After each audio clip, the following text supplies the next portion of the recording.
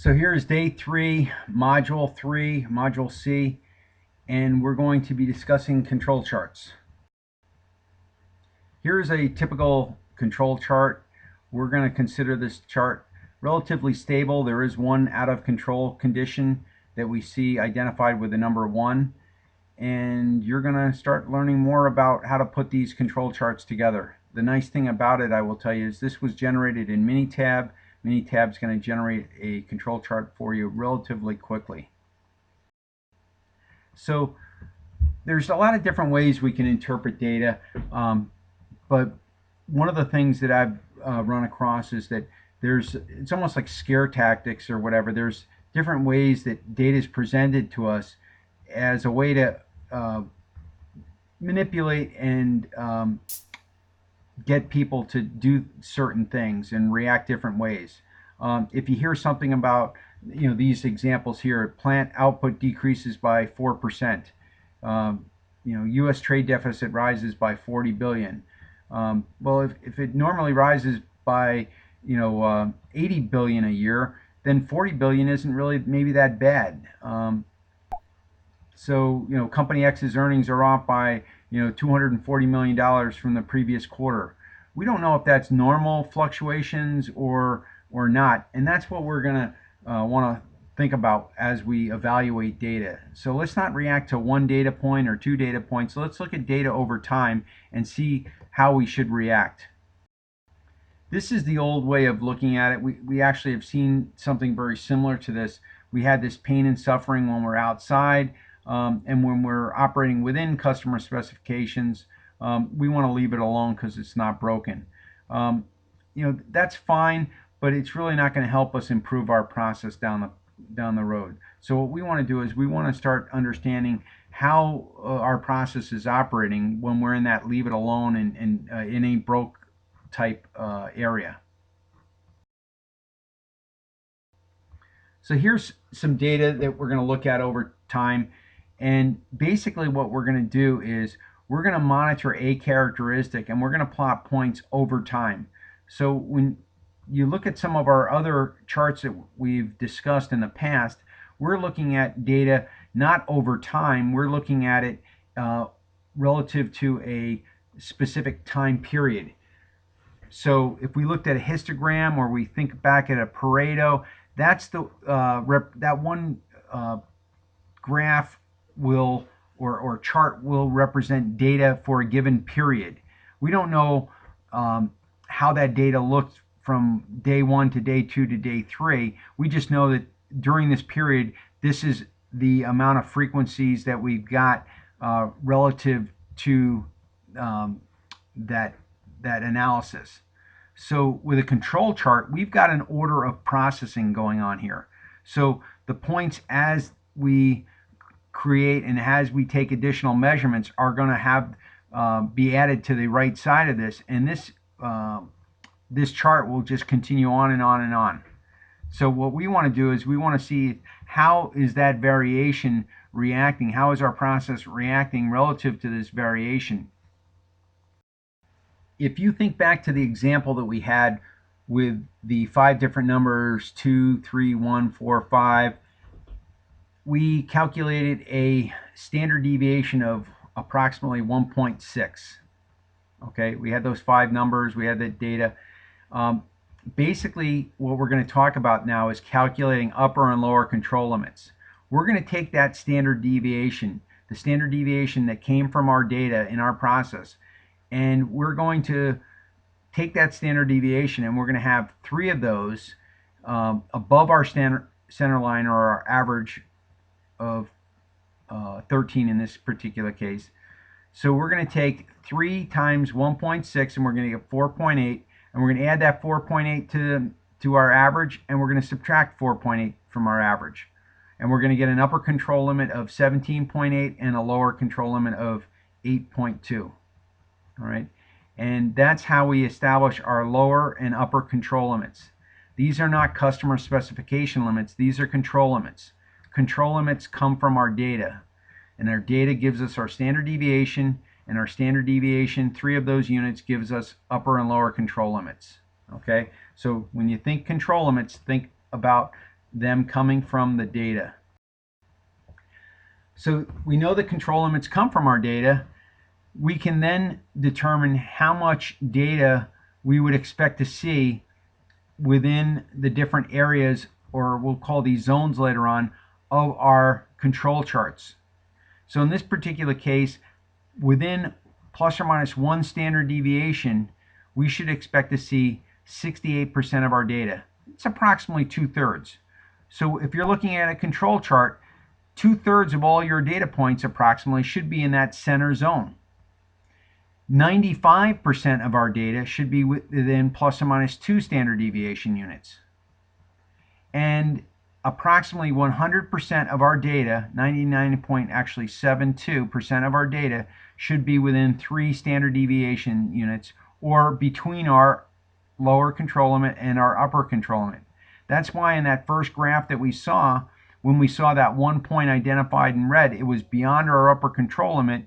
We would say that that is an out of control condition. We wouldn't expect that to happen because we're expecting 100% of our data to be between our control limits. When something's outside that control limit, something caused it to happen that wasn't normal. Okay, and we're going to talk about stable and normal and those common cause variation later on in actually the next module. So in this particular case, again, I'm going to show you a control chart here, and I'm going to ask you what percent of data should fall between the upper and lower control limits. And the answer is 100%, right? Approximately 100% of that data should fall between there. So when we see something outside those, something not normal happened to our data. So the next question would be, if a point falls beyond the upper control limit or the lower control limit outside these, does it mean that we're making a defect for the customer? I mentioned to you that the upper and lower control limits come from our standard deviations. The standard deviation comes from our data. I don't know. The answer is we don't know where our customer specifications are. We don't know if our customer specifications are much wider than these, much narrower than these. We don't know from this particular control chart. Okay, control limits are not specification limits. So therefore, if I'm out of these control limits, it doesn't necessarily mean that I'm creating a defect.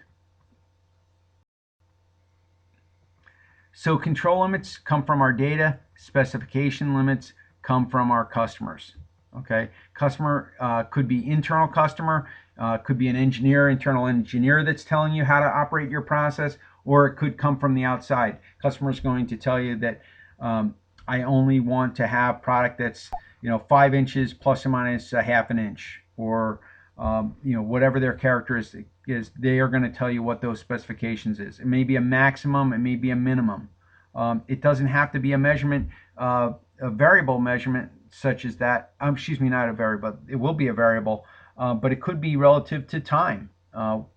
So customer could say, I don't want any products shipped to me earlier than 5 days, or later than my date that I've requested it by. If it's outside those windows areas, it's going to be considered a defective shipment.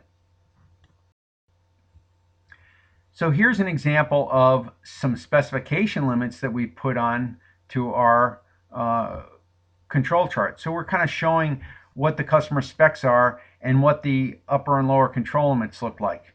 So in this particular case, we've got a nice stable process, and the question is the below process making scrap or making defects? Some of our defects we could repair. So again, let's focus on, are we making defects or not making defects? So in this particular case, we know that we're going to have some data approaching our upper and our lower control limits, even though we may not exactly see it within these data points. I would expect to see over time certain amount of percentages, and it's a smaller percent, very close to the lower control limit and very close to the upper control limit. Those areas of this control chart are outside those specification limits. So in this particular case, I would say I am making defects. How about in this particular case? I'm going to say we're not making defects. So this looks like a nice stable process. As I approach the upper and lower control limits, I'm not falling outside my lower spec and my upper spec limit, which we got from our customer. So in this particular case, I'm going to say we are not making defects. Even if I was slightly out of control, outside my lower control limit and my upper control limit, I'm probably still not going to be making a defect for my particular customer. So this is actually a pretty good looking process right here. So a couple errors that I see, and I'm not totally against putting specification limits on control charts. What I am against is when I see people put specification limits on control charts that don't understand what they are. And that's the majority of the times that I see it. So my recommendation to you is avoid putting specification limits on control charts. The next problem that I see is people that are treating upper and lower control limits as specification limits. Again, we just looked at our couple examples here. You could have out of control conditions or approaching out of control conditions and not be creating defects for a particular customer. So I do not want to treat my control limits as specification limits. So here's two more terms that we're going to introduce you to. One is stability, and this is relative to how a process looks over time. A stable process is a predictable process that has a constant mean and predictable variability over time. Okay, it's not going to show out of control conditions, which we'll go over in just a little bit. It's a stable process. Variability talks to the spread of the data, and we use the standard deviation to determine that variability. So a process that has a lot of variability will have large standard deviations, and you would expect to see your upper and lower control limits further away from each other and certainly further away from the mean. So we have two different types of variation. We have common cause variation and special cause variation. Common cause is the noise of our day-to-day process. This is our temperature going up and down a little bit because our heaters kick on and off, and they don't kick on and stay on all the time. There's trigger points for them to come on and off. We have different variation in our materials, in our tools, in the individuals that are processing things through our processes.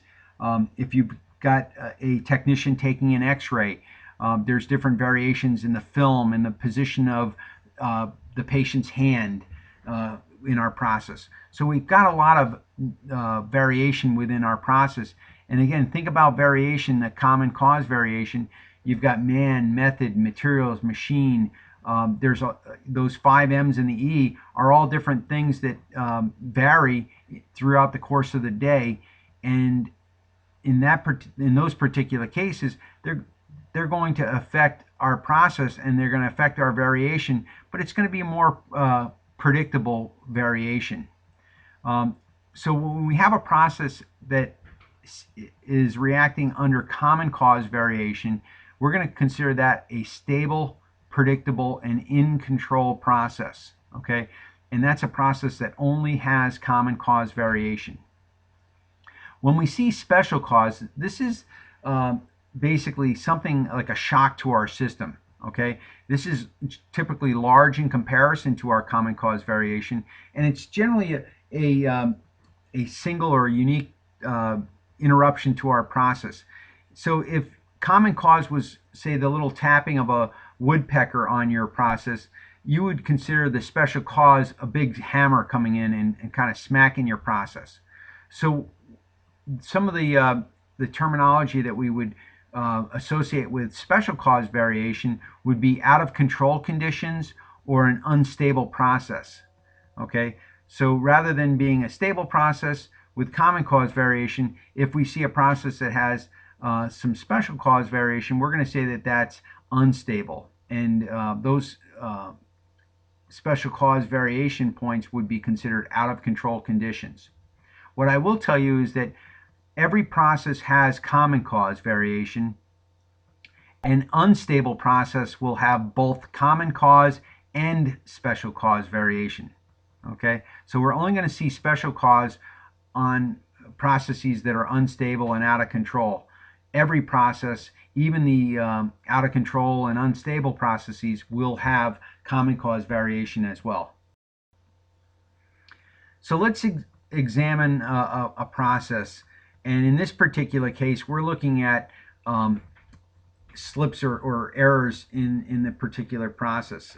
It's at an all-time low of 1.5%. Management decides they're going to create an award to give to the people within the facility. They're going to have a pizza party, and everyone's congratulated, and things are wonderful, and it's party time.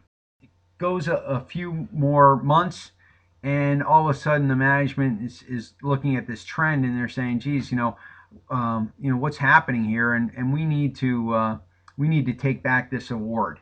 And they're not happy campers at this point, and things roll downhill, and there's going to be some people held accountable for this. So a couple months maybe it gets a little bit better, but then it gets worse again, and it's hit a year high of 2.6.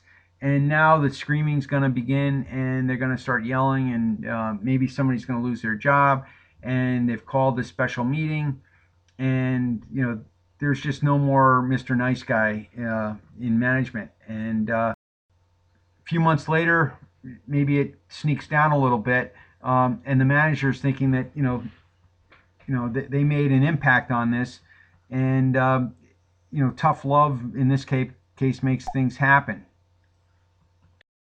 If we were to look at this process over time, we're actually looking at a relatively stable process. This is how a process, forget the guy screaming or the gal screaming, whoever the boss was at the time, forget them screaming. This is actually a process that's relatively stable. The fact that somebody's screaming and hollering or giving out awards or whatever is not having any effect on this process. We haven't changed the process. We need to fix something within the process to make this process react differently. So you can do all the screaming and hollering, but if you don't fix your process is going to continue to react the way it's reacting. Now, the good news that I will say is that this is a stable process. We don't have to deal with anything. We didn't have any points here that were at 4% or down to 0. I guess it would have been nice if we were at 0, but I would have wondered if we were capturing all the defects. Right now, we can say we have a very stable process where on any given month, we're going to have 2% effective, and that's going to vary by about a little over 1%. And I'll put money on it the next month. The next data point would be November. I'd lay money down that November was somewhere between 1 and 3%, and you could place odds on that. So we've got a very predictable process, and that's the good news of this. Where do we go from here? We need to make some changes to the process to make this go down. So this control chart told a much different story than the managers yelling and screaming. And again, this particular control chart showed a nice stable process. How do I react to this afterwards?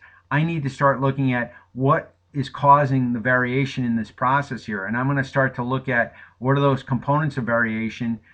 This is all common cause variation. So what are those 5 M's and the E, and which ones of those are creating the most variation?